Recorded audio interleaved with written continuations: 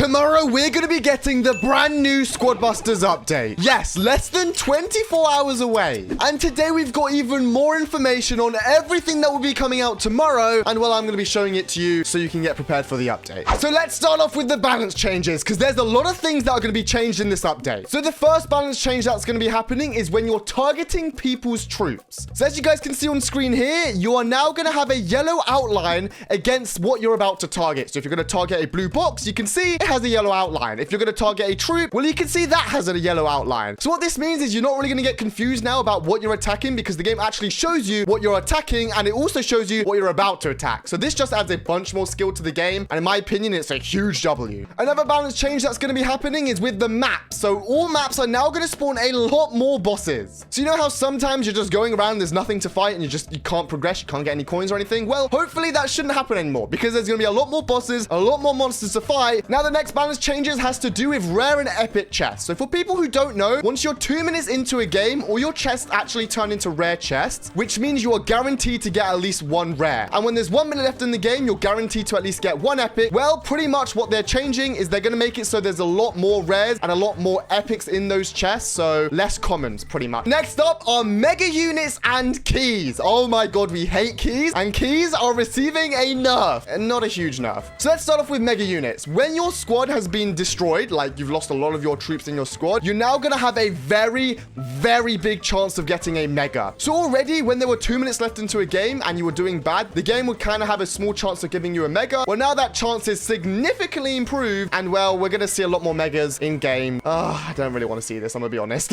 Keys time. I'm pretty sure we all hate keys, and keys are receiving a nerf. Not a huge nerf, but the nerf is once you've used up a fusion key, you're never going to be able to use your battle bag again in that match. So if you use up a fusion key, no more keys for the rest of the game. This is not really a huge nerf, I'm going to be honest. You could literally just get an epic key, get another epic key, then get a fusion key in the final minute of the game. So it's not really a huge nerf. All right, next up, there are going to be some balance changes to the modifiers. So modifiers are going to be getting changed. So the first modifier getting changed is Piñata Parties. So you know when there's a Piñata festival going on and you have to collect the little sticks for your festival? So in the Piñata Party modifier, there's now going to be big piñatas that drop piñata sticks. So it's just a buff for the Piñata Festival event, not just the modifier. Next up is Loot Surge. So you know in Loot Surge how you get waves of like gems, coins, boots, and all sort of things spawning in? Well, there's now going to be a new wave added, which is just going to be a bunch of piñata sticks. And obviously this will only be when there's a piñata event going on. So it is a buff to the Piñata Festival. This event is now going to be a lot more easier to complete. In Spell Overload, the bosses are going to have an increased chance of dropping spells. In Gem Overload, the fire spirits from the furnace are no longer going to drop gems. Now, Doppelgangers is getting a pretty big nerf. So you know how you switch from one troop in Doppelgangers to another, and then you'll get like a bunch of like spells, or you'll get a bunch of boots from the chicken, or if you switch to a goblin, you'll get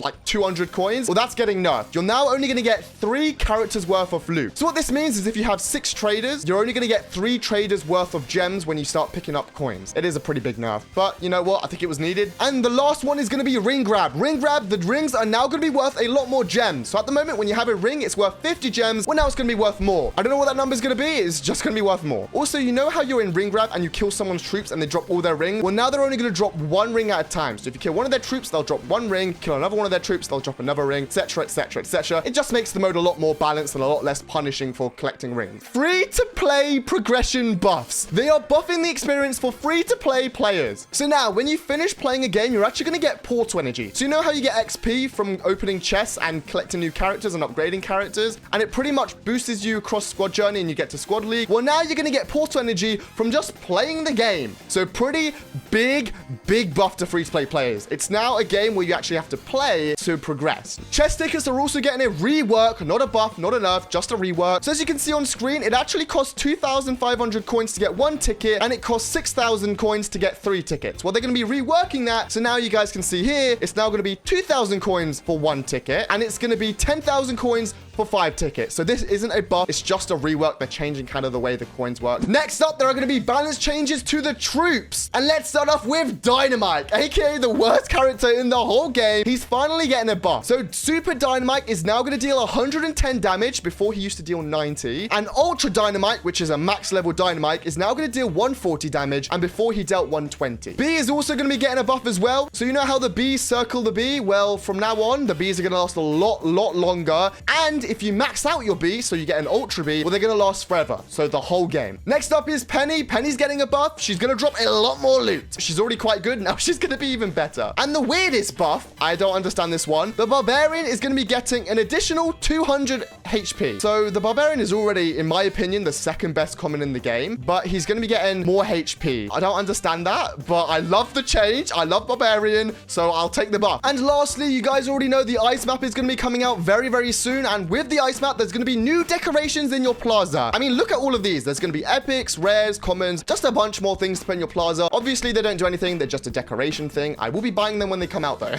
And by the way, tomorrow I will be live streaming the update and maxing everything out. So make sure to subscribe so you can get notified for that. Thanks for watching. Make sure to check out my last video. It's literally on screen here. So if you just tap the video, you can like go watch it and then, well, you can watch the video. Of course you can. Bye.